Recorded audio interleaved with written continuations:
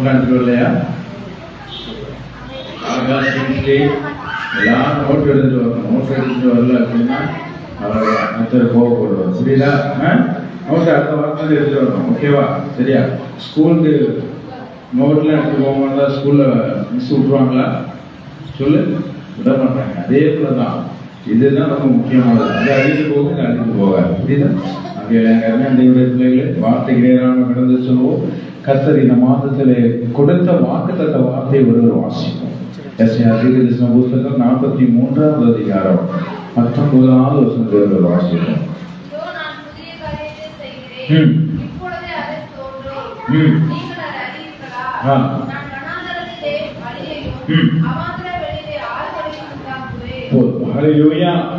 வேதம் சொல்கிறது, கர்த்தர் இந்த நாளில் கற்றுக் கொடுத்த வார்த்தை, இதோ நான் புதிய காரியத்தை செய்வேன். ஹல்லேலூயா.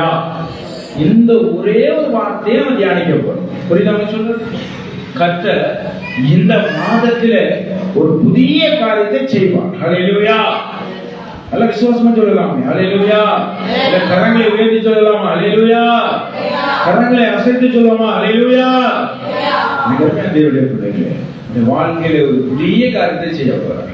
நல்ல கவனமா கேட்கணும். ஒரு அரசாங்கத்தின் மூலியமாக சொல்றோம். புதிய புதிய என்ன சொல்லுவாங்க காரியங்களை அறிக்கை செய்வாங்க. எங்களை ஆட்சிக்கு கொண்டு வந்தா இந்த காரியத்தை நாங்க செய்வோம். என்ன சொல்லுவாங்க? உங்களுக்கு இலவசமா இதை செய்வோம், உங்களுக்கு மானியம் போடுவோம் அப்படி சொல்லுவாங்க. அதை பார்த்தோன்னே ஜனங்களுக்கு எப்படி ஆயிரும்? நல்ல கவனமா கேட்கிறேன் பிள்ளைகளை.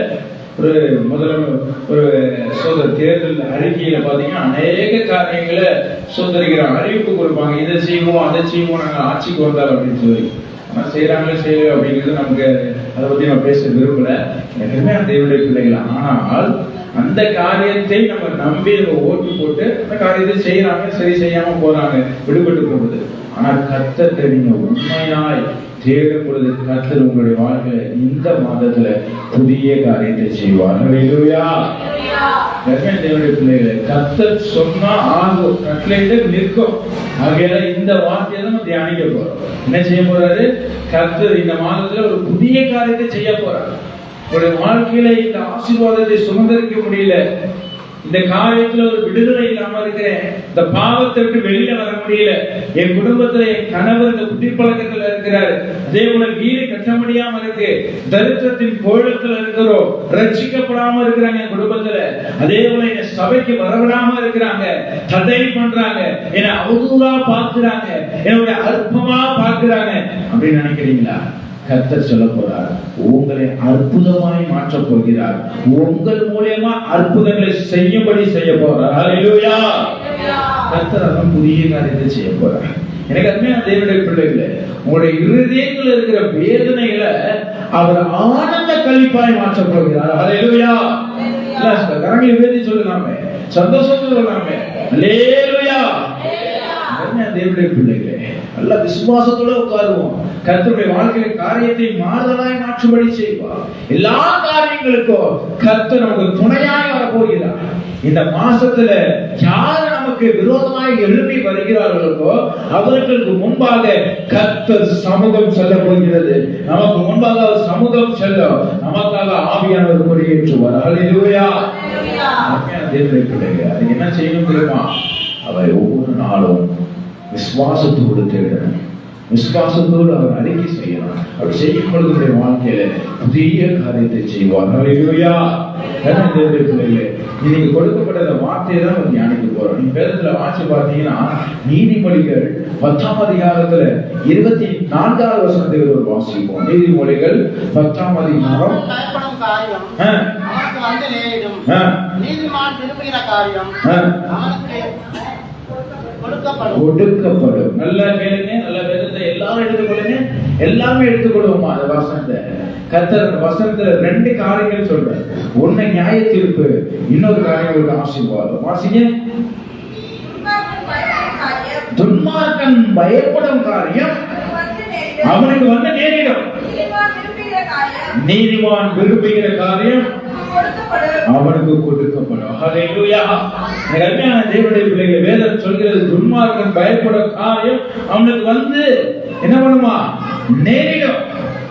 நீ நீதிமானா நம்ம இருந்தோம்னா விரும்புகிற காரியம் நமக்கு கொடுக்கப்படும். ஹல்லேலூயா. வேதம் சொல்கிறது, கேளுங்கள் அப்பொழுது உங்களுக்கு கொடுக்கப்படும்.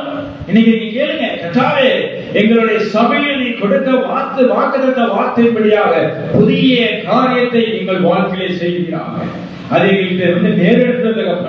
வேதத்தில் சொல்லப்படுகிற வார்த்தை என்ன தெரியுமா? நீதிமான் விரும்புகிற காரியம் அவனுக்கு கொடுக்கப்படும். நீதிமான் காரியம் கொடுக்கப்படும். நீ கேளுங்க, கர்த்தாவே என்னுடைய வாழ்க்கையில இந்த மாதத்திலே அப்பா நாங்கள் கேட்கிற காரியத்தை எங்களுக்கு நீ கொடுப்பீராக சொல்லப்படுறேன். ஹல்லேலூயா. இந்த வாழ்க்கையில ஆசீர்வாதம் இல்லாம இருக்கா? போராட்டம் நிறைந்து இருக்கா? கர்த்தரை கேளுங்க, கர்த்தாவே இந்த போராட்டத்தை இருந்து எங்களுக்கு விடுதலை பண்ணிப்பீரா. அப்பா எங்களுடைய கதவுகள் அடைக்கப்பட்டிருக்கு, ஆசீர்வாதங்களை சுமந்திருத்துக் கொள்ள முடியல. கர்த்தாவே இந்த நாளிலே கதவுகள் உடைக்கப்படட்டும். நாங்கள் விரும்புகிற காரியம் எங்களுக்கு வந்து நேரிடுங்க. கேட்போம், எல்லாரும் கேட்கலாமா? எல்லாரும் ஒரு நிமிஷம் கண்களை மூடி சொல்லுவோமா? எல்லாரும் வாயை திறந்த கர்த்தர் இந்த வேளையில ஜெபிக்க சொல்றாரு. எல்லாரும் உட்கார்ந்த வந்தமா கண்ணை மூடி சொல்லுங்க, ஏசப்பா அப்பா எங்களை கதவுகள் உடைக்கப்படட்டும், ஆசீர்வாத கதவுகள் உடைக்கப்படட்டும், ஆசீர்வாதங்களை சுதந்திரிக்கும்படி செய்வீராக.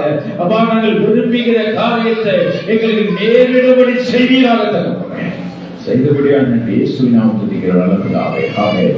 எனவே தேவனுடைய பிள்ளைகளே, வேதம் சொல்கிற பிரகாரமாக நீதிமான் விரும்புகிற காரியம் அவனுக்கு கொடுக்கப்படும். அது மாத்திரமல்ல தேவ பிள்ளைகளே, எரேமியா தீர்க்கதரிசன புஸ்தகத்தில் நீங்க எடுத்து வாசிங்க. 32ஆம் அதிகாரத்துல எரேமியா தீர்க்கதரிசன புஸ்தகம் 32ஆம் அதிகாரம் 27ஆம் வசனத்தை ஒரு வாசிங்க. இதோ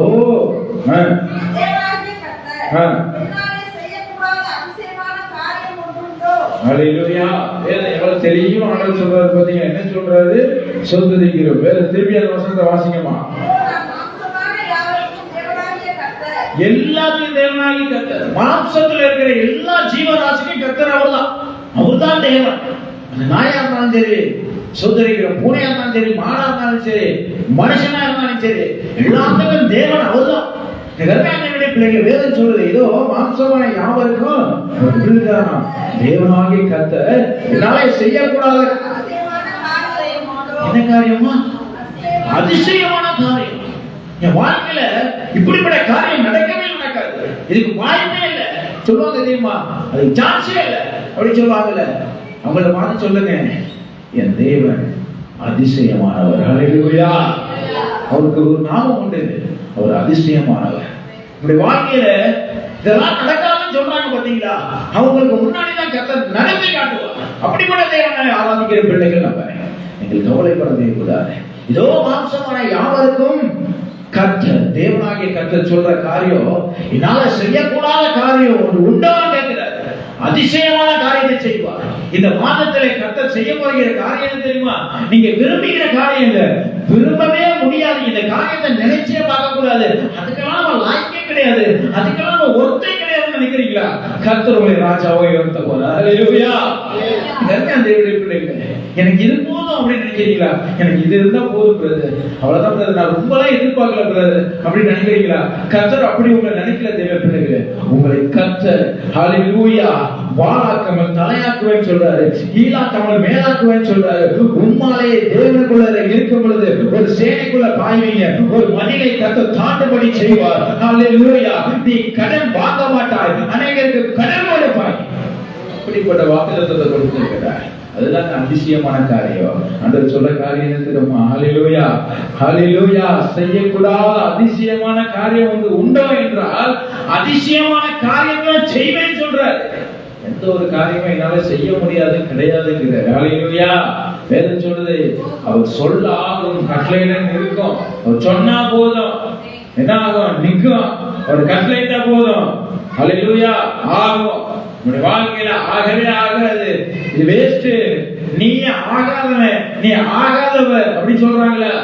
அவங்களுக்கு முன்னாடிதான் ஒரு பந்தியை ஆயத்தப்படுத்துவாரு, உங்க தலையை எண்ணெயினால் அபிஷேகம் செய்வாரு. ஹல்லேலூயா. அவங்க வாழ்க்கையில ஆகாத காரியமே உங்க மூலியமா தான் அதை ஆகும்படி செய்வாரு. ஹல்லேலூயா. அதுதான் கர்த்தர் செய்ய பெரிய கிருபை. கருமையான தேவனுடைய பிள்ளைகளே, தாவீதை ஓரமாய் ஒதுக்கி வைத்திருந்தார்கள். ஆனா அவனை கொண்டுதான் கர்த்தர் இஸ்ரவேல் ஜனங்களுடைய நிந்தையை மாற்றினார். ஹல்லேலூயா. அவனை நிந்தித்து வச்சிருந்தாங்க. ரொம்ப நிந்தையா இருந்தான். ஆடுகள் பின்னதான் சுத்திட்டு இருந்தான். அவன் ஒத்தே இல்லாம இருந்தான். அவன் வேஸ்டா தான் இருந்தான். ஹல்லேலூயா. ஆனா கர்த்தர் அந்த தேசத்துக்கு ராஜாவா அவனை தான் தேர்ந்தெடுத்தார். ஹல்லேலூயா.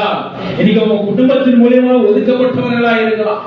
நீ ஆகாதவளா இருக்கலாம், ஆகாதவனா இருக்கலாம். ஆனா ஆகாத கல்லுதான் மூளைக்கு தலைக்கல்லாய் மாறும். ஹல்லேலூயா. நீங்க தான் மூளைக்கு தலைக்கல். நீங்க தான் அஸ்திவாரங்களா மாறுவீங்க. கர்த்தர் உங்களை வாளாக்காமல் தலையாக்குவார். பேதுருவை பார்த்து சொன்னார், சீமோனை பார்த்து, சீமோனே நீ பேதுரு என்று அழைக்கப்படுவாய். நீ சபை, இந்த சபையின் மேல், இந்த கல்லின் மேல் என் சபையை கட்டுவேன்னு சொன்னார். நீங்க தான் கல்லு, நீங்க தான் சபையா மாற போறீங்க. உங்களை பார்க்கிறவங்க எல்லாருமே இயேசுவை பார்க்க போறாங்க. உங்களுடைய பார்வையில அபிஷேகம் இறங்க போகுது. உங்க பார்வையில வல்லமை வெளிப்பட போகுது. நீங்க கல்லாய் மாற போறீங்க.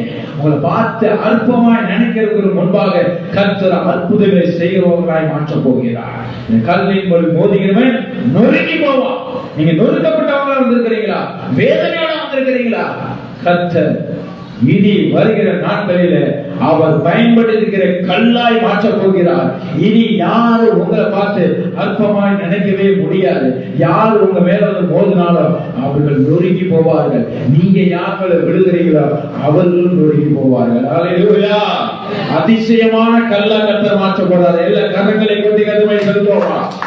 இனி வேதனையோடு இருக்க வேண்டாம், அழுகையோடு இருக்க வேண்டாம். கர்த்தருடைய அழுகையை அவர் துருத்தியில வைத்திருக்கிறார். ஹல்லேலூயா. அவர் உங்களை தொடுவோர் அவருடைய கண்ணின் கருவழியை தொடுவதாக வாக்குரைத்திருக்கிறார். இனி வருகிற நாட்களில் கர்த்தருடைய கோடா கோடியாய் பெருகும்படி செய்ய போகிறார். சத்துருவின் கோட்டைகளை இடித்து சுகந்தரிக்கும்படியான ஆசீர்வாதத்தை கர்த்தர் உங்களுக்கு கொடுக்க போறார். அப்படிப்பட்ட ஆசீர்வாதத்தை கொடுக்க போறார். எனவே தேவனுடைய பிள்ளைகளே, கர்த்தர் சொல்கிற காரியம் என்ன தெரியுமா? அதிசயமான காரியம் அவர் செய்வேன் என்று சொல்கிறார். எனவே தேவனுடைய பிள்ளைகளே, அதை குறித்து பார்த்தீங்கன்னா ஒரு எடுத்துக்காட்டை நம்ம எடுத்து பார்ப்போம். ஆதியாகமம் 18ஆம் அதிகாரத்துல, ஆதியாகமம் 18ஆம் அதிகாரம் இந்த ஒரு சம்பவத்தை நம்ம பார்ப்போம். 18ஆம் அதிகாரத்துல 1ஆவது வசனத்தை வாசிப்போம்.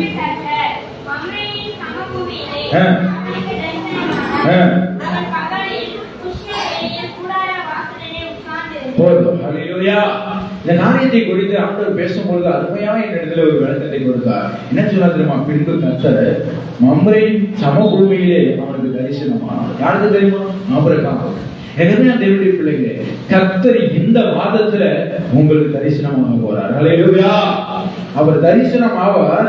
அது மாத்திரமல்ல, பகலின் உஷ்ண வேளையில கூடாரத்திலே உட்கார்ந்து இருந்த வேளையில கூடார வாசலிலே உட்கார்ந்து இருந்து, இன்னைக்கு எந்த கூடாரத்துல உட்கார்ந்து இருக்கிற தேவ பிள்ளைகளே, உங்களுக்கு தான் கர்த்தர் தரிசனமாக போறார். ஹல்லேலூயா. ஆபிரகாமை நோக்கி அவர் போய் என்ன காரியம் நடந்துச்சு அந்த இடத்துல? நீங்க வேதத்துல வாசிங்க. 10ஆம் வசனத்துல இருந்து 14ஆம் வசனம் வரைக்கும் வாசிங்க.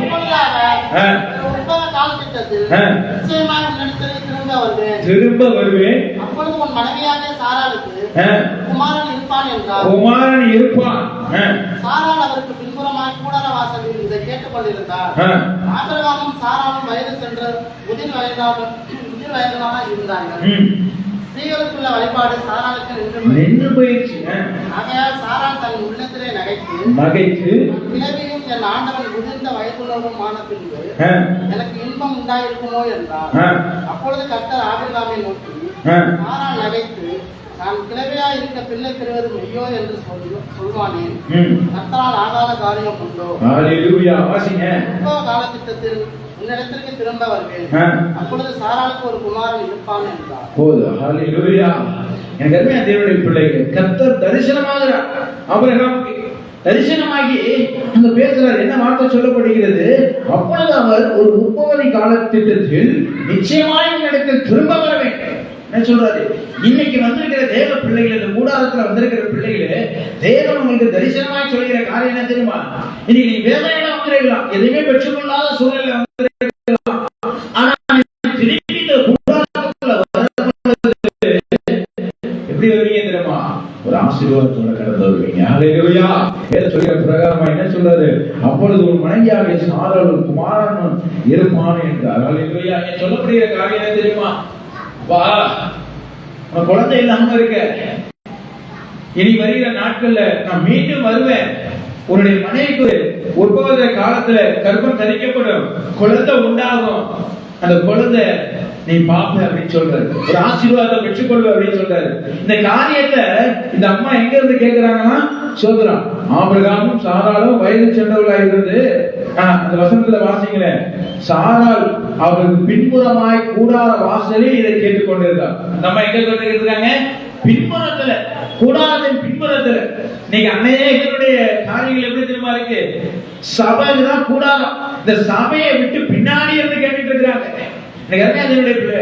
முன்னணியில் அடிக்கணும். நம்ம இங்க சாதாரணமா பின்னாடி இருக்கிறதுனாலதான் தேவன் சொல்ற வாக்குத்தத்த வார்த்தையை அவங்களால ஏற்றுக்கொள்ள முடியல. ஹல்லேலூயா. நம்ம என்ன சொல்றாங்க?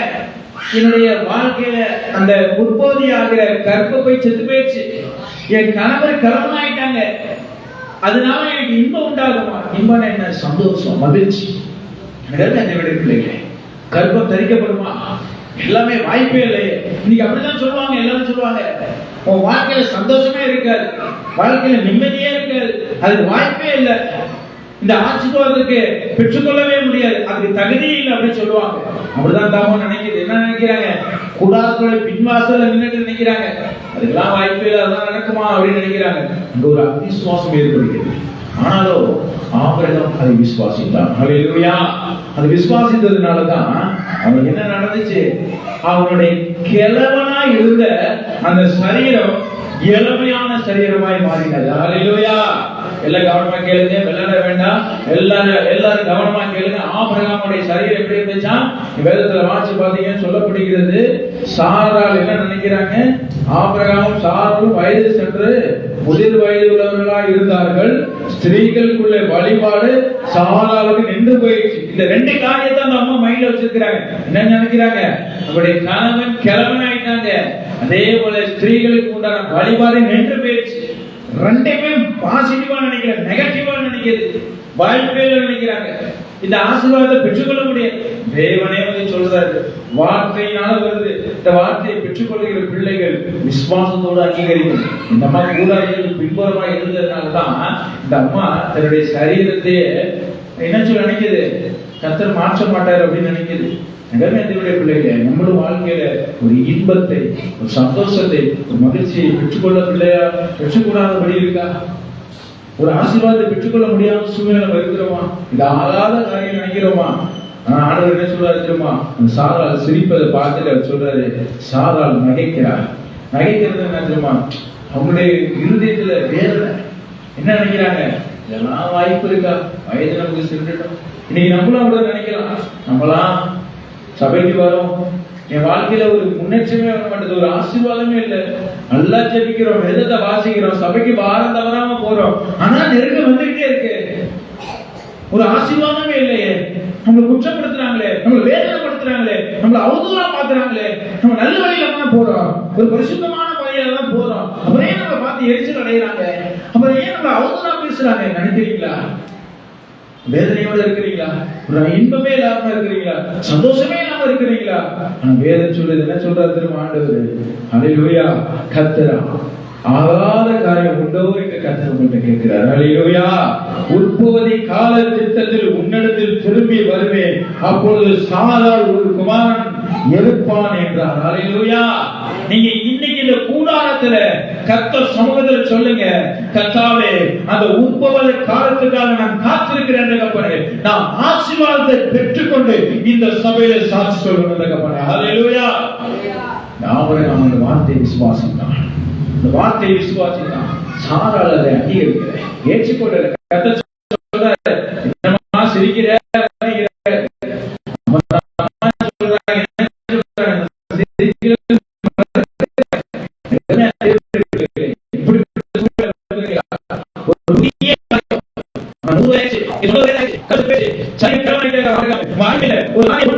ஒரு புதிய காரியத்தை செய்வேன் கர்த்தர் சொல்றாரு. அந்த காரியத்தை சாராள் அங்கீகரிக்கல, ஆனால் ஆபிரகாம் அங்கீகரிக்கிறார். அதனால என்ன ஆசீர்வாதம் உண்டானுச்சு தெரியுமா? நீங்கள் எடுத்தவங்க வாசிங்க, ஆதியாகமம் 21ஆம் அதிகாரத்துல 1-2 வசனத்தை வாசிங்க வேகமா.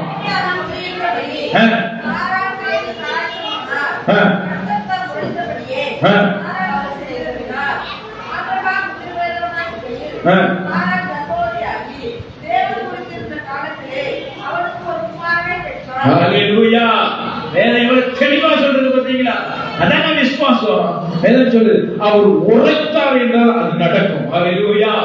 கர்த்தர் உரைக்கிறதாவது, எனக்கு அருமையான தேவனுடைய பிள்ளைகளே, அவர் உரைக்கப்பட்ட வார்த்தை உங்களுக்கு நேராக வர வேண்டும். கர்த்தர் சொன்னது சொன்னபடி நடந்துச்சு. கர்த்தர் தாம் சொல்லியிருந்தபடியே சாராள் பேரில் கடாட்சம் பண்ணினார். கர்த்தர் தாம் உரைத்தபடியே சாராளுக்கு செய்து அருளினார். ஹalleluya. என்னுடைய பிள்ளைகளே, செய்ய முடியாத காரியத்தை இந்த மாசத்துல கர்த்தர் செய்வார். ஹalleluya.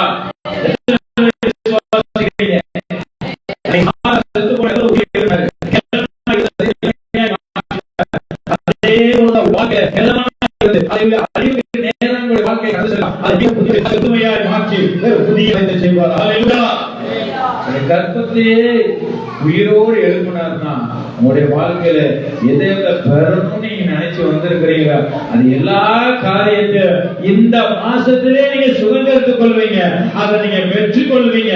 அன்னைக்கு அந்த அம்மாவுடைய வயிற்றுல குழந்தை உண்டானது போல உங்களுடைய வாழ்க்கையில உங்களுடைய குடும்பத்திலே ஒரு ஆசீர்வாதம் உண்டாகும் என்று கர்த்தருடைய இயேசுவின் நாமத்தினாலே இந்த அடியை உரைக்கிறேன். ஹalleluya. இதை கேட்கிற பிள்ளைகளுக்கும் இதை பார்க்கிற பிள்ளைகளுக்கும் கர்த்தர் மையாகவே அதை ஆசீர்வாதமாய் இந்த மாதத்திலே புதிய காரியத்தை செய்வேன் என்று வாக்கு உரைக்கிறார். ஹalleluya. மிகமையான தேவனுடைய பிள்ளைகளை விசுவாசத்தோடு இருங்க. என் வாழ்க்கையில ஒரு இன்பமே நடக்காதா? அதுக்கு வாய்ப்பே இல்லை. இவன் தரித்திரமானவன், இவன் ஆகாதவன், இவன் ஒன்றுக்கும் உதவாதவன், இவனால எந்த காரியமே ஆகாது அப்படின்னு சொல்றாங்களா? எதையுமே கலங்காதீங்க. தேவன் சொன்ன உரைத்த வார்த்தை உங்களுடைய வாழ்க்கையில் நிறைவேறும் பொழுது ஹalleluya. பார்வோனுக்கு ஆண்டவனாய் யோசேப்பை மாற்றினது போல அதே போல கர்த்தர் யார் உங்களை நிந்தித்தார்களோ அவர்களுக்கு முன்பாக கர்த்தர் உங்களை ஆண்டவனாய் மாற்றுவார். ஹalleluya. அதுதான் விசுவாசம். ஆபிரகாம் விசுவாசித்ததுனாலதான் முற்பிதால அவர் மூத்த பிதாவா இருக்கிறார். ஹalleluya. அவருடைய சந்ததியில ஆபிரகாம் சந்ததியின் பிள்ளைகள் தான் ஆவிக்குரிய சந்ததியின் பிள்ளைகள். இதுதான் புதிய காரியத்தை அவர் தோற்றுப்படி செய்தார். ஆபிரகாமுக்கு புதிய காரியத்தை தோற்றுப்படி செய்த தேவன் காலம் தாமதித்தாலும் குறித்த காலத்திலிருந்து தீர்க்க தரிசனம் நிறைவேறுகிறது. அதுக்காக காத்திருக்கிறார். கர்த்தருடைய பிள்ளைகள் காத்திருந்தான். ஆபிரகாம் ஈசாக்கை பெற்றெடுத்தான். ஈசாக்கு யாரு? வாக்குத்தத்தத்தின் பிள்ளை. உங்களுக்கு வாக்குத்தத்தத்தை கர்த்தர் கொடுத்திருக்கிறார். அந்த வாக்குத்தத்த வார்த்தைகள் உங்களுடைய வாழ்க்கையில நிறைவேறும். கர்த்தருடைய பிள்ளைகளே, இனி உங்களுடைய வாழ்க்கையில மலட்டத்தன்மை இருக்காது. அது உங்களுக்கு இருக்காது, உங்க விருது ஜீவன்களுக்கு இருக்காது. நீ போதவே ஆசீர்வதிக்கப்பட்டிருப்ப, வருகையிலே ஆசீர்வதிக்கப்பட்டிருப்ப. உன்னுடைய மாவு பிசைகிற தொட்டி குறையவே குறையாது, எண்ணெயும் குறையவே குறையாது. கர்த்தருடைய வாராந்தமா தலையாக்குவார். நீ அநேக ஜாதிகளுக்கு கடன் கொடுப்பாய், நீ கடன் வாங்க மாட்டேன். சத்துருக்கள் ஒரு வழியா வந்தா 7 வழியா புறப்பட்டு போவோம்.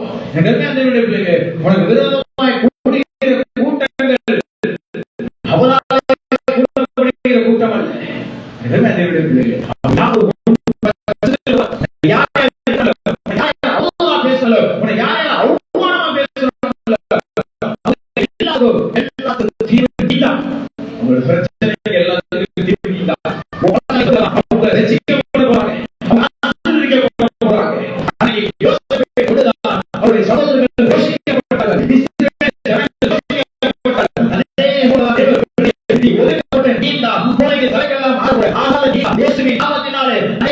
ஆலயங்களை வாய்ப்புபடி செய்யப்படும்.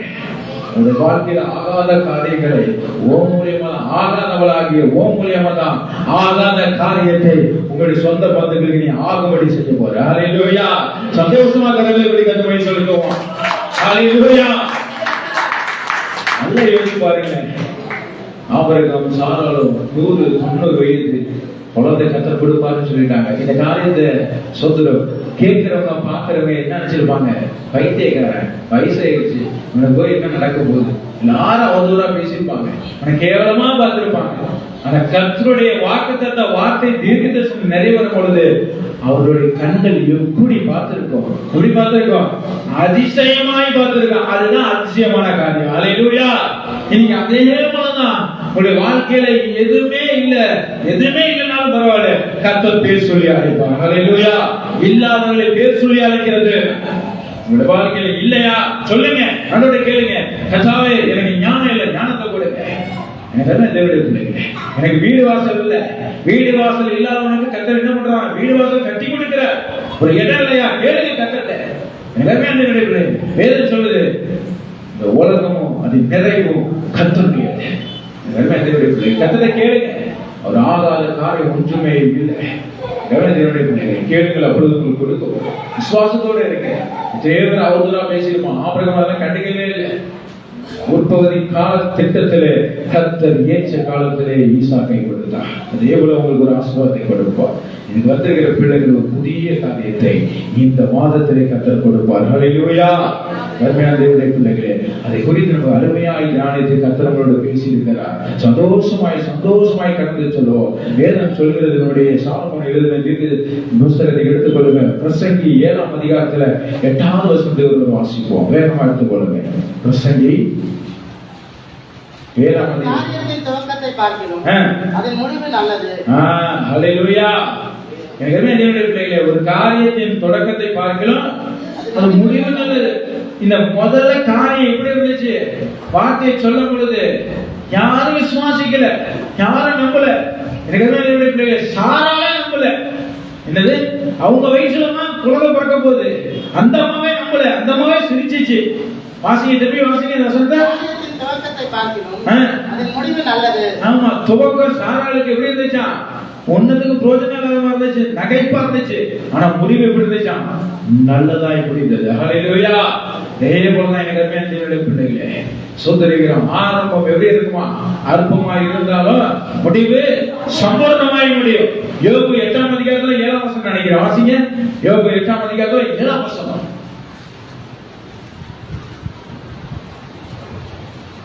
உம்முடைய துவக்கம் அற்பமாய் இருந்தாலும் உம்முடைய முடிவு சம்பூர்ணமாய். ஹல்லேலூயா. இங்க வேதம் சொல்லுது, உங்களுடைய ஆரம்பம் எப்படி அற்பமா இருந்தாலும் முடிவு எப்படி இருக்குமா? சம்பூர்ணமா இருக்கும். விசுவாசத்தோட உட்கார்ந்துருங்க. அன்னைக்கு ஆரம்பம் எப்படி இருந்துச்சா? அற்பமா தான் இருந்துச்சு சாராளுக்கு. முடிவு எப்படி இருந்துச்சு? சம்பூர்ணமா இருந்துச்சு. ஹல்லேலூயா. இன்னைக்கு அதே போலதான் தேவ பிள்ளைகளே, கர்த்தருடைய தாசனாகிய நான் சொல்றேன், அடிமை சொல்றேன், உங்களுடைய துவக்கம் அற்பமா இருக்கலாம், ஆனா முடிவு சம்பூர்ணமாய் முடிவுபடி கர்த்தர் செய்வார். ஹல்லேலூயா. உங்கள் துக்கம் சந்தோஷமாய் மாறும். அன்னைக்கு சாருடைய கற்பத்தை உயிர் பெறும்படி செய்தவர் இனி வருகிற நாட்கள் உங்களுடைய வாழ்க்கையில எல்லாம் உயிரடையும்படி செய்வார். ஹல்லேலூயா. எல்லாரும் சொல்லலாமே. ஹல்லேலூயா. ஆரம்பம் அற்பமா இருக்கலாம், இந்த மாதம் உங்களுக்கு அற்பமா இருக்கலாம், ஆனா இது முடிவுல சம்பூர்ணமான ஆசீர்வாதத்தை கர்த்தர் கொடுத்து உங்களுக்கு ஆசீர்வாதமாய் நடத்துவார். ஹல்லேலூயா. தேவனுடைய மாம்ச பிரகாரமாய் இப்படிப்பட்ட ஆசீர்வாதங்களை நம்ம பார்த்துட்டோம். பிரதானமாய் எந்த காரியத்தை நம்ம பார்க்கணும் தெரியுமா? எந்த காரியத்தை கர்த்தர் விரும்புகிறார் தெரியுமா?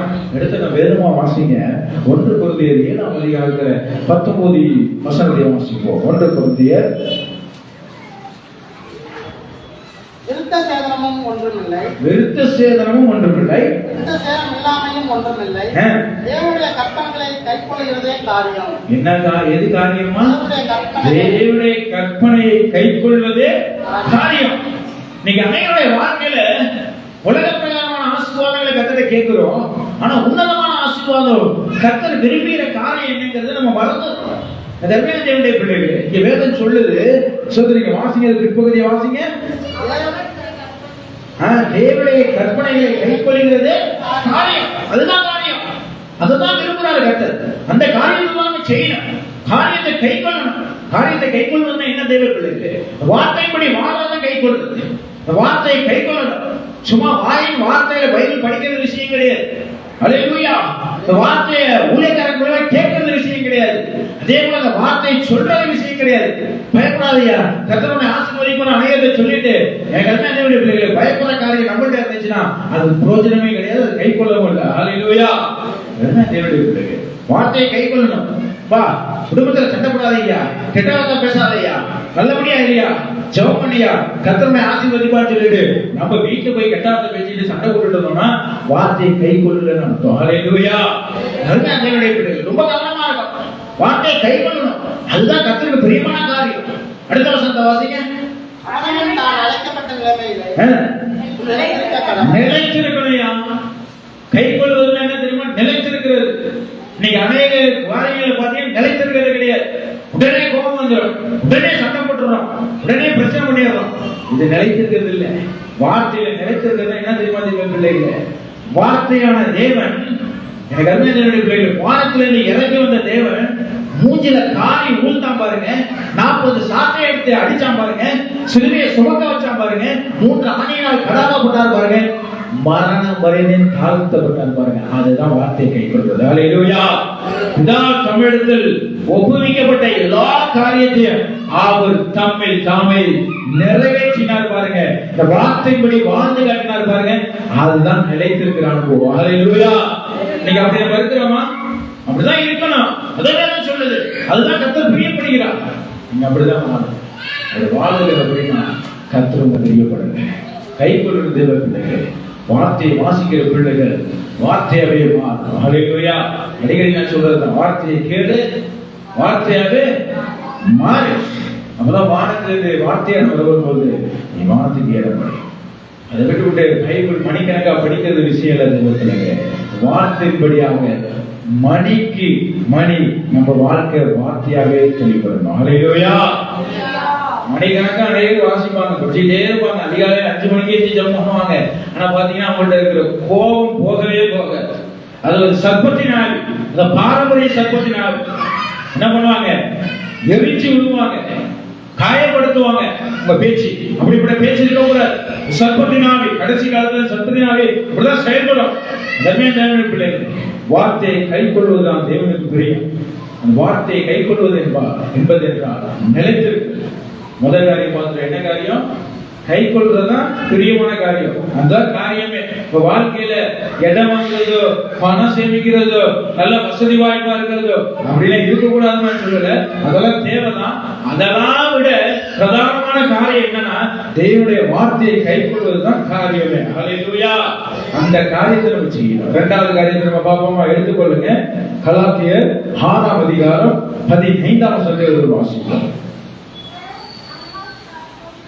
கிறிஸ்து இயேசுவுக்குள் விருத்த சேதனமும் ஒன்றுமில்லை, விருத்த சேதனம் இல்லாமையும் ஒன்றுமில்லை. புதிய சிருஷ்டியே காரியம். புதிய சிருஷ்டியே காரியம். அல்லேலூயா. என்ன காரியம் தெரியுமா? கலாத்தியர் 2ஆம் அதிகாரத்துல 15ஆம் வசனம் திரும்பி வாசிங்க. கிறிஸ்து இயேசுவுக்குள் விருத்த சேதனமும் ஒன்றுமில்லை, விருத்த சேதனம் இல்லாமையும் ஒன்றுமில்லை. புதிய சிருஷ்டியே காரியம். புதிய சிருஷ்டியா இருக்கணும். சிருஷ்டினா சிருஷ்டிக்கப்படுறது, உருவாக்கப்படுறது. எப்படி உருவாக்கப்படுறோம்? மாம்சத்தின்படி இருக்கக்கூடாது, ஆவிக்குரிய பிள்ளைகளா இருக்கணும். பிள்ளைகள் சோத்திரம். ஆபிரகாமுக்கு முதல் காரியம், ஈசாக்கு பிறக்கிறதுக்கு முன்பாக யார் பிறந்தாரு? இஸ்மவேல் பிறந்தான். அது மாம்சத்தின்படி உண்டான கோத்திரம், மாம்சத்தின்படி பிறந்தவன். இன்னைக்கு நம்ம எப்படிப்பட்ட பிள்ளைகளா இருக்கணும் தெரியுமா? வாக்குத்தத்தத்தின் பிள்ளைகளா, ஆவிக்குரிய பிள்ளைகளா இருக்கணும். எப்படிப்பட்டவர்களா இருக்கணும்? ஈசாக்கின் வம்சவழியில நம்ம வரணும். ஈசாக்குடைய வம்சவழியில வரணும். ஆவிக்குரிய பிள்ளைகளா இருக்கணும். இஸ்மவேல் வம்சவழியில வரக்கூடாது. சிருஷ்டிக்கப்பட வேண்டும், உருவாக்கப்பட வேண்டும். மாம்சத்தின் பிள்ளைகளாக இருக்கக்கூடாது. அதான் சொல்றது ஆண்டவர். வசனத்தை வீட்டை வாசிங்க தெளிவா. கிறிஸ்து இயேசுவுக்குள் விருத்த சேதனமும் ஒன்றுமில்லை, விருத்த சேதனம் இல்லாமையும் ஒன்றுமில்லை. புது சிருஷ்டியா இருக்கணும். புது சிருஷ்டின்னு என்ன தெரியுமா? வேதம் சொல்லுது, ஒருவன் கிறிஸ்துவுக்குள் இருந்தால் பழையவைகள் ஒழிந்து போயிடுச்சு, அவன் புதிய சிருஷ்டியா ஆயிட்டேன். அப்படி என்ன தெரியுமா? ஒரு கிறிஸ்துக்குள்ள எப்ப இருப்பான் தெரியுமா? வார்த்தையை கைக்குள்ள பொழுதுதான் இருப்பான். நல்ல கவனமா கேட்கிற தேவ பிள்ளைகளே, கிறிஸ்துவுக்குள்ள நம்ம எப்ப இருப்போம் தெரியுமா? வார்த்தையை கைக்குள்ள பொழுதுதான், வார்த்தையின்படி வாழும் பொழுதுதான், ஜெபிக்கும் பொழுதுதான், அதே போல ஞானஸ்நானம் பெறும் பொழுதுதான் புதிய சிருஷ்டியா மாறுற. பழையவைகள் ஒழிந்து போயிடுச்சு. அல்லேலூயா. அப்ப ஞானஸ்நானம் எடுத்து வேதத்தை வாசிச்சு ஜெபிக்கும் பொழுது நம்ம எப்படிப்பட்டவர்களா இருக்கிறோம்? புதிய சிருஷ்டியா இருக்கிறோம். எப்படிப்பட்டவர்களா இருக்கிறோம்? ஈசாக்கா மாறுறோம். ஈசாக்கா எப்படிப்பட்டவன்? அவன் தியானிக்கிற மனுஷன். அவன் எப்படிப்பட்டவனா இருந்தான்? தேவனுடைய வார்த்தைக்கு கீழ்ப்படிகிறவனா இருந்தான். அல்லேலூயா. தேவ பிள்ளைகள் அப்படிப்பட்ட பிள்ளைகளா இருக்கணும். வாக்குத்தத்தத்தின் பிள்ளை. நம்ம வாக்குத்தத்தத்தின் பிள்ளைகளை எப்போ மாறும் தெரியுமா? புது சிருஷ்டியா மாறும் பொழுதுதான், கிறிஸ்துவுக்குள்ள போகும் பொழுதுதான், ஞானஸ்நானம் பெற்றுக்கொள்ளும் பொழுதுதான். அப்படி இருக்கிற பிள்ளைகள் கெட்டவர்கள் பேசலாமா? சண்டை போடலாமா? அவதூறு பரப்பலாமா? எதுவுமே தேவனுடைய பிள்ளைகளே. இங்க சொல்லப்படுகிறது விருத்த சேதனம் பண்றதும் ஒண்ணும் இல்ல, விருத்த சேதனம் பண்ணாததும் ஒன்றும் இல்லை. யூதர்கள் என்ன சொல்லுவாங்க தெரியுமா? ஆபிரகாம் சொன்னபடியே நாங்க விருத்த சேதனம் பண்ணிருக்கிறோம், நாங்க தான் பியூர் அப்படிமாங்க. ஆண்டவர் சொல்லிட்டாரு, அப்போஸ்தலன் பவுல் சொல்லியிருக்கிறார், விருத்த சேதனம் பண்றது பெரிய விஷயம் இல்லையா, உன் இருதயம் விருத்த சேதனம் பண்ணப்பட்டிருக்கணும், உன் மாம்ச பிரகாரமான அழுக்குகள் விருத்த சேதனம் பண்ணப்பட்டிருக்கணும், உன்னுடைய ஜென்ம சுபாவம் போயிருக்கணும், அதை கற்பனை தூக்கி எறி. எனக்கு அருமையான தேவனுடைய பிள்ளைகளே, இந்த விருத்த சேதனம் என்ன தெரியுமா? இஸ்லாமியர்கள் என்ன செய்யறாங்க? ஆண் பிள்ளைகளுடைய உறுப்பிலிருந்து நுனித்தோலை கட் பண்ணி வெளியில போடுறது, அதான் விருத்த சேதனம். அங்க அதான் பவுல் சொல்றாரு, விருத்த சேதனம் நுனித்தோலை கட் பண்ணி போறது முக்கியம் இல்ல, உன்னுடைய இருதயத்துல, உன்னுடைய சரீரத்துல, உன் சிந்தையில இருக்கிற ஜென்ம சுபாவத்தை கட் பண்ணி போடு, உன்னுடைய மாம்ச பிரகாரமான காரியத்தை கட் பண்ணி போடு, அதுதான் புதிய சிருஷ்டியா ஆகிறது. ஹல்லேலூயா. தேவனுடைய பிள்ளைகள், அப்ப என்ன தெரியுமா? உன்னுடைய பாவம், குற்றம், மீறல், அக்கிரமம், உன் ஜென்ம சுபாவம், ஜென்ம பாவம், உன்னுடைய எல்லா விதமான பாவ நினைவுகள் எல்லாத்தையுமே நீ கழுவப்படணும், ஞானஸ்நானம் பெறணும். அதுதான் புதிய சிருஷ்டி. அவன் தான் கிறிஸ்துக்குள்ள இருக்கிறவன். தலைவர்கள் அவன்கிட்ட தான் ஒழுங்கி போயிடுச்சுன்னு அர்த்தம். என் தேவனுடைய பிள்ளைகளே, வேதத்தை வாசித்து ஜெபிச்சுட்டு சபைக்கு வந்துட்டு பழைய மாதிரி நம்ம இருக்கோம்னா இன்னும் நம்ம கிறிஸ்துக்குள்ள இல்ல, பழையவர்கள் நம்ம ஒழியப்படலன்னு அர்த்தம், இன்னும் நம்ம சிருஷ்டிக்கப்படலன்னு அர்த்தம், இன்னும் அறகுறையாம இருக்கிறோம்னு அர்த்தம். ஹல்லேலூயா. அவர்தான் பொயவன். அவருடைய கையில இருக்கிற களிமண்ணை நம்ம மண்ணை அப்படியே குழைச்சு வச்சிருந்தா அதுல ஏதாச்சும் யூஸ் பண்ண முடியுமா? அதை எடுத்து என்ன பண்ணணும்? அதை அழகா வளைச்சு ஒரு பானை செய்யணும், ஒரு சட்டி செய்யணும். இன்னைக்கு அப்படிதான் நம்ம கோயிலுடைய கையில ஒப்பு கொடுக்க பண்ணணும். அதுதான் வேத வார்த்தையின்படி கை கொள்றது, அந்த வார்த்தையில நிலைச்சிருக்கிறது. எனக்கு அருமையான பிள்ளைகளே, தேவனுடைய கருத்தில் நம்முடைய வாழ்க்கையை கொடுத்துக்கணும். வாழ்க்கையை கொடுத்த வாழ்க்கை வார்த்தையா இருக்கணும். அந்த வார்த்தை அநேகருக்கு சாட்சியா இருக்கணும். அதுதான் சிருஷ்டிக்கப்படுறது. ஹல்லேலூயா. நீங்க வார்த்தை எப்படி இருக்கா? நல்லா யோசிச்சு பார்க்கணும். வார்த்தையை கைக்கொள்ளணும், வார்த்தையில நிலைத்திருக்கணும். அதே போல சிருஷ்டிக்கப்படும். சிருஷ்டிக்கப்படுறதுன்னா என்னன்னா அவருக்குள்ள இருக்கிறது பழைசு ஒழுங்கி போறது, அதுதான் சிருஷ்டிக்கப்படுறது. ஹல்லேலூயா. சும்மா நான் சபைக்கு பேருக்கு சபைக்கு போறேன், பைபிள் படிக்கிறேன், மணிக்கணக்கா ஜெபம் பண்றேன், காலையில எழுப்பி ஜெபிக்கிறேன், அதெல்லாம் பிரயோஜனப்படாது. ஒரு சுவாபம் மாறிச்சா, சுவாபம் மாறினாலும் சாபம் மாறி இருக்குன்னு அர்த்தம். சுவாபம் அப்படியே இருக்குன்னா சாபத்துல தான் இருக்குன்னு அர்த்தம். சுவாபம் மாறினாதான் சாபம் மாறும். உன்னுடைய சாபம், உன்னுடைய சுவாபம் எப்படி இருக்கு தெரியுமா? தேவனுடைய சுவாசமா இருக்கணும். ஹல்லேலூயா. ஜீவ சுவாசத்தை நாசியில ஊதுனார் பாருங்க, அதுதானே தேவனுடைய சுவாபம். அந்த தேவ சுவாபத்தை தரணும்னா உன் நாசியில அவருடைய ஜீவ சுவாசத்தை ஊதணும். ஜீவ சுவாசம் என்ன தெரியுமா? இப்ப இருக்கிற தேவனுடைய வார்த்தை. இந்த வார்த்தை உள்ள போக போக வார்த்தை இப்படி வாழணும். பாத்திருக்கீங்களா? போலீஸ்காரங்களை பாத்திருக்கீங்களா? மிலிட்டரி மேனை பாத்திருக்கீங்களா? இந்த இன்ஸ்பெக்டர், கமாண்டர் என்ன கமாண்ட் பண்றாங்களோ அதன்படியாவே அவங்க ஒபே பண்ணுவாங்க. மார்ச்சஸ் பண்ணும்போது சொல்லுவாங்க லெஃப்ட் ரைட், லெஃப்ட் ரைட்னு சொல்லுவாங்க. அப்ப எப்படி போவாங்க? லெஃப்ட் ரைட் சொல்ல அந்த வார்த்தையின்படியாவே தான் நடந்து போவாங்க. இங்க கமாண்டர் லெஃப்ட் சொல்லும்போது ரைட் கால் எடுத்து வச்சா அது சரியா வருமா? அந்த ரோவே தப்பாயிருக்கு. அதே போலதான் வார்த்தை என்ன சொல்லுதோ அந்த வார்த்தையின்படி வாழணும். அதுதான் தேவனுடைய சுபாவம் உனக்குள்ள இருக்குன்னு அர்த்தம். அந்த வார்த்தை உனக்குள்ள நிலைத்திருக்குன்னு அர்த்தம். அந்த வார்த்தையை கைக்கொள்றன்னு அர்த்தம். அந்த வார்த்தையில நிலைத்திருக்கிறன்னு அர்த்தம். அதை விட்டுவிட்டு நீ வார்த்தையை கைக்கொள்றன்னு சொல்லிட்டு உன்னுடைய ஜென்ம சுபாவத்தின்படி இருந்தீங்கன்னா சற்புத்தின் ஆவி உனக்குள்ள இருக்குன்னு அர்த்தம். சற்புத்தினுடைய ஆவி உனக்குள்ள இருக்குன்னு அர்த்தம். அன்னைக்கு ஜீவ சுவாசத்தை ஊதும்போது பரிசுத்த ஆவி உள்ள போனது போல, ஹல்லேலூயா, இவனுடைய ஜென்ம சுபாவம் இருக்குன்னா பாம்புடைய ஆவியை ஊதி இருக்கு. அந்த பாம்பின் சுபாவம் ஒன்று இருக்குன்னு அர்த்தம். இன்னும் நீ பாவியா தான் இருக்கிற, இன்னும் நீ நீதிமானா மாறலன்னு அர்த்தம். ஹல்லேலூயா. கவனமா இருக்கிற தேவ பிள்ளைகளே, அப்பதான் நீதிமான் விரும்புகிற காரியம் அவனுக்கு நேரிடும். நீ நீதிமானா இருக்கிறன்னா ஒரே காரியத்தை தெரிஞ்சுக்கணும். என்ன காரியம் தெரியுமா? தேவனுடைய சுபாவம் உன்னுடைய இருக்குன்னு அர்த்தம். தேவ சுபாவம்னா என்னன்னா தேவனுடைய வார்த்தை உனக்குள்ள ஊதப்பட்டிருக்குன்னு அர்த்தம். உனக்குள்ள ஊதப்பட்டிருக்குன்னா அந்த வார்த்தையாவே உன் வாழ்க்கை இருக்கும். ஹல்லேலூயா. அதுதான் ஆபிரகாமுக்கு அந்த வார்த்தை வந்துச்சு, எப்பா உற்பத்தி காலத்துல உனக்கு ஒரு குழந்தை பிறக்கும் அப்படிங்கிற வார்த்தை அவனுக்கு நேரா வரும்பொழுது அந்த வார்த்தையை அவன் அங்கீகரித்து அவன் புதிய சிருஷ்டியாய் மாறி எனக்கு ஒரு புதிய பிள்ளை பிறக்கும் என்று அந்த வார்த்தையை அங்கீகரித்து கை கொள்ளும் பொழுது அவனுக்கு ஒரு புதிய சிருஷ்டிப்பை ஈசாக்கை கற்றுக் கொடுத்தார். ஹல்லேலூயா. அதே போல தான் தேவ பிள்ளைகளே, நம்ம சாராளை போல நகைக்க கூடாது, சோதரிகளே, இன்பம் உண்டாகுமா என்று அவிசுவாசமா இருக்கக்கூடாது. ஆபிரகாமை போல விசுவாசிக்கணும். விசுவாசித்தால் தேவனுடைய மகிமையை காண்பாய். ஹல்லேலூயா. விசுவாசமே உலகத்தை ஜெயிக்கிற ஜெயம். விசுவாசிக்கணும். விசுவாசித்தான் நீதிமான் பிழைப்பான். விசுவாசிக்கிறவன் பதறமாட்டவன். நல்ல கவனமா இருக்கும். புரியுதா உங்களுக்கு சொல்றது? புதிய சிருஷ்டிக்கப்படுறதுன்னா என்னன்றதை புரிந்து கொள்ள தெளிவா நான் சொல்றேன்.